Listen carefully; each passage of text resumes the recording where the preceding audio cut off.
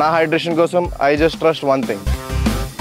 ఫుల్గా వాటర్ ఉండే country delight వల్ల పొలాచి కోకోనట్స్. సో ఇప్పుడే కంట్రీ డిలైట్ యాప్ డౌన్లోడ్ చేసుకొని ఆర్డర్ చేయండి. ఒక్కసారిగా పాకిస్తాన్ భారతదేశంలోని పలు ప్రాంతాలపై డ్రోన్లతో, మిసైల్స్తో, యుద్ధ విమానాలతో విరుచుకుపడింది. తాజాగా అందుతున్న సమాచారం ప్రకారం జమ్మూ ఎయిర్పోర్ట్పై దాడికి ప్రయత్నించింది.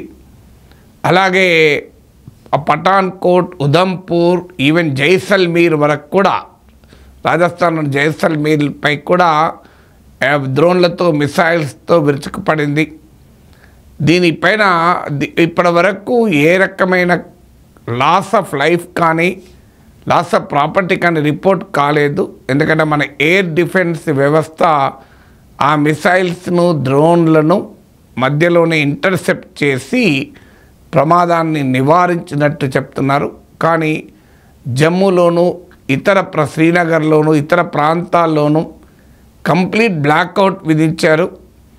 పాకిస్తాన్కు చెందిన 3 యుద్ధ విమానాలని భారతదేశం కూల్చేసింది అన్న వార్తలు వస్తున్నాయి. అందులో ఒకటి అమెరికా సప్లై చేసిన F-16 యుద్ధ విమానం, చాలా ఫేమస్ ఇది. దాంతోపాటు చైనా మేడ్ JF యుద్ధ విమానాలు 2. ఈ 3 యుద్ధ విమానాలని భారతదేశం కూల్చేసింది అని వార్తలు వస్తున్నాయి. సో అంతేకాకుండా ఇండియన్ ఎయిర్ ఫోర్స్ కూడా, తాజాగా వస్తున్న సమాచారం ఏంటంటే ఇండియన్ ఎయిర్ ఫోర్స్ కూడా పాకిస్తాన్ పైన దాడి మొదలుపెట్టింది అని వార్తలు వస్తున్నాయి.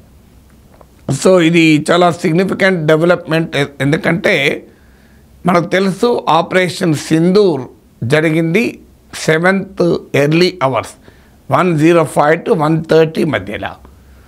ఆ తర్వాత 8th రోజు 7th, 8th midnight పాకిస్తాన్ భారతదేశంలోని 15 నగరాల్లో ఉన్న మిలిటరీ ఎస్టాబ్లిష్మెంట్స్ పైన ఒకేసారి కొంతకాలంలో విరుచుకుపడింది.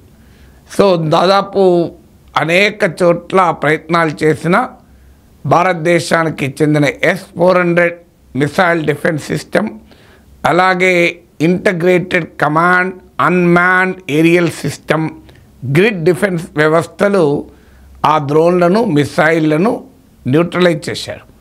దీంతో ఇండియా మళ్ళీ పాకిస్తాన్లోని పలు ప్రాంతాల్లో ఉన్న ఎయిర్ డిఫెన్స్ వ్యవస్థను టార్గెట్ చేసింది. లాహోర్లో ఉన్న ఎయిర్ డిఫెన్స్ వ్యవస్థ అయితే ధ్వంసమైంది. ఇలా 7th, 8th midnight, 8th morning జరిగినటువంటి పరిణామాలను నేను మీకు వేరే వీడియోలో వివరించాను. 15 నగరాలపైన పాక్ దాడికి యత్నం, భారతదేశం తిప్పికొట్టింది అన్నది. ఇప్పుడు తాజాగా వస్తున్నది కేవలం ఇప్పుడు నేను ఈ వీడియో రికార్డ్ చేసే సమయానికి, పోస్ట్ చేసే సమయానికి ఫ్యూ అవర్స్ ముందు స్టార్ట్ అయింది. పాకిస్తాన్ నుంచి మిసైల్స్, డ్రోన్స్, అలాగే ఈవెన్ ఫైటర్ జెట్స్తో భారత్ పైకి విరుచుకుపడుతోంది అని. ఇది క్లియర్ కేస్ ఆఫ్ ఎస్కలేషన్. ఎందుకంటే భారతదేశం చాలా కేర్ఫుల్గా నాన్ ఎస్కలేటరీ పద్ధతిలో సివిలియన్ టార్గెట్స్ కానీ, అలాగే మిలిటరీ టార్గెట్స్ కానీ ముట్టుకోకుండా కేవలం తీవ్రవాద స్థావరాలపైన మాత్రమే దాడి చేశాను. ఆ తర్వాత మన పైన మిసైల్స్తో, డ్రోన్లతో దాడి చేస్తే దానికి కౌంటర్గా మళ్ళీ వారి ఎయిర్ డిఫెన్స్ వ్యవస్థ పైన దాడి చేశాం. ఎందుకంటే ఇలాంటి సమయంలో ఎయిర్ డిఫెన్స్ వ్యవస్థనే ముందుగా టార్గెట్ చేస్తారు. ఎందుకంటే ఎయిర్ డిఫెన్సే వీక్ అయితే ఇక ఏ రకమైన దాడైనా చేయవచ్చు అని. అందువల్ల మన ఎయిర్ డిఫెన్స్ వ్యవస్థ పైన పాకిస్తాన్ దాడి చేస్తే మనం కౌంటర్ చేసాం. ఇప్పుడు తాజాగా డ్రోన్లతో, మిసైల్స్తో అనేక చోట్ల నార్త్ అండ్ వెస్ట్రన్ ఇండియాపైకి విరుచుకుపడింది. దాంతో భారతదేశం కూడా వాటిని ఇంటర్సెప్ట్ చేస్తూనే మళ్ళీ ఇండియన్ ఎయిర్ ఫోర్స్ కూడా తాజాగా కొద్ది నిమిషాల క్రితం నేషనల్ మీడియాలో వస్తున్న కథనాల ప్రకారం ఇండియన్ ఎయిర్ ఫోర్స్ కూడా పాకిస్తాన్లోని పలు నగరాలపైన అటాక్ మొదలుపెట్టిందని, అక్కడ ఉన్న మిలిటరీ ఎస్టాబ్లిష్మెంట్స్ పైన చేసిందా, టెర్రరిస్ట్ స్థావరాలపైన చేస్తుందా తెలియదు. ఎందుకంటే మన మిలిటరీ ఎస్టాబ్లిష్మెంట్స్ పైన పాకిస్తాన్ చేస్తోంది కనుక భారతదేశం చెప్తున్నది ఏంటి, మీరేం చేస్తే మేము అది చేస్తాం. ప్రపోర్షనేట్గా మా రెస్పాన్స్ ఉంటుంది. మా అంతటా మేము ఉద్రిక్తతలు పెంచము. మీరు పహల్గాంలో దాడి చేశారు కనుక మేము తీవ్రవాద స్థావరాల 9 చోట్ల దాడులు చేశాం. మీరు మా ఎయిర్ డిఫెన్స్ వ్యవస్థను టార్గెట్ చేశారు కనుక మేము మీ ఎయిర్ డిఫెన్స్ వ్యవస్థను టార్గెట్ చేశాం.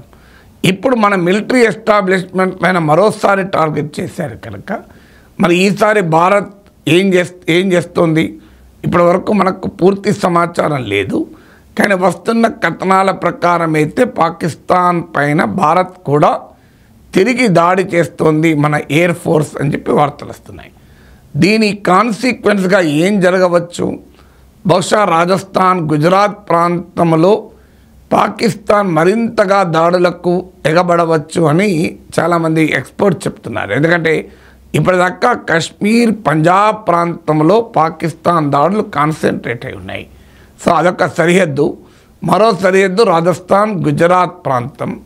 అందువల్ల అక్కడ కూడా దాడులకు ఉపక్రమించవచ్చు పాకిస్తాన్ రాజస్థాన్ పైన, అలాగే గుజరాత్ పైన అని అంటున్నారు. ఎందుకంటే అంతకుముందు ఎయిర్ డిఫెన్స్ వ్యవస్థను కూడా ఈ నార్థన్ వెస్టర్న్ ఇండియా పైన పాకిస్తాన్ అటాక్ చేసింది.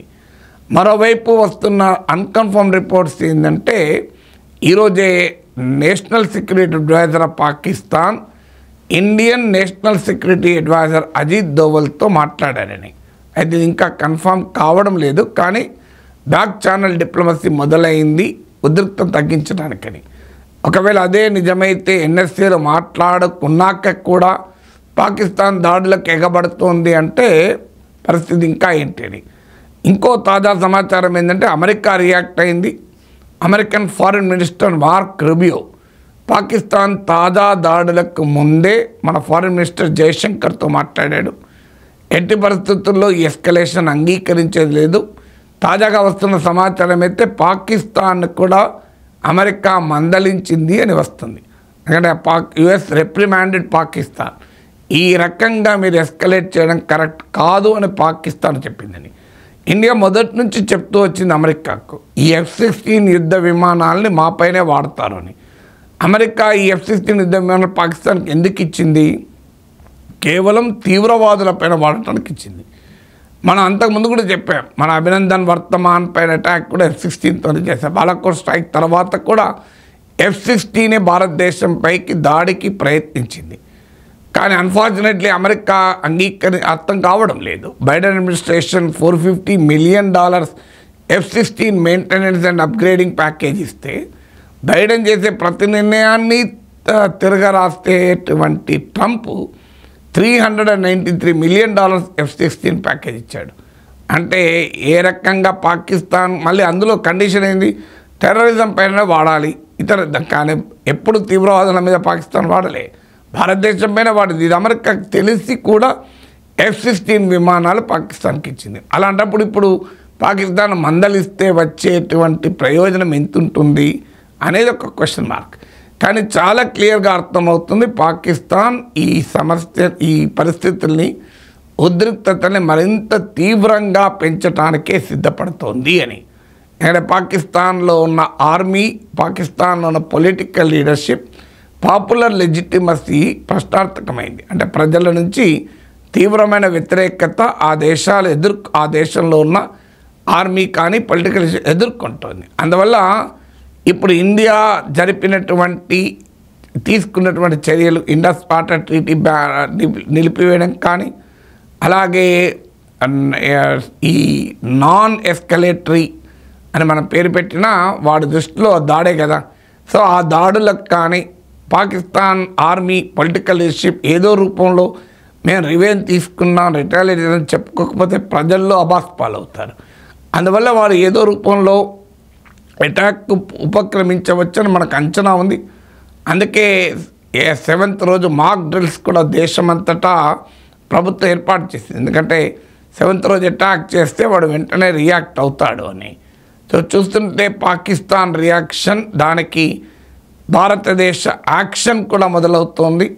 సో ఈ రాత్రంతా ఏమైనా జరగవచ్చు, anything can happen. So let us wait, let us not speculate. ఎక్కడ వాట్సాప్లో వచ్చే వార్తలు, సోషల్ మీడియాలో వచ్చే వార్తలు, వీడియోలను నమ్మకండి, షేర్ చేయకండి. ఎగ్జాగరేట్ చేయకండి, విద్వేషాలను పెంచకండి. శత్రువును సంగతి తేల్చాల్సిందే, అనుమానమే లేదు. ఇవాళ ఆల్ పార్టీ మీటింగ్ జరిగి కూడా పాకిస్తాన్ సంగతి తేల్చమని భారత ప్రభుత్వానికి అన్ని రాజకీయ పార్టీలు సంపూర్ణమైన మద్దతు ఇచ్చాయి. Let us be confident on our political leadership, Narendra Modi నాయకత్వం పట్ల, అలాగే Indian army, Indian arm forces capacity పట్ల పూర్తి విశ్వాసంతో ఉందాం. వీఆర్ ఇన్ సెక్యూర్డ్ హ్యాండ్స్, అనుమానమే లేదు. దేశం భద్రంగా ఉంటుంది అనే సంపూర్ణ విశ్వాసం మనకుంది. అయినా పాకిస్తాన్ కుట్రలు కుతంత్రాలు మనకు కొత్త కావు. అందువల్ల ఈ తాజా దాడుల్ని కూడా తిప్పికొట్టి పాకిస్తాన్కు బుద్ధి చెప్పే పరిస్థితే వస్తుంది. గతం చరిత్ర కూడా అదే. మనకి ఇప్పటి వరకు జరుగుతున్న ప్రతి దాంట్లో కూడా మనదే పై చేయింది క్లియర్గా, ఈవెన్ లేటెస్ట్ వరకు. Let us see what will happen in the next few hours.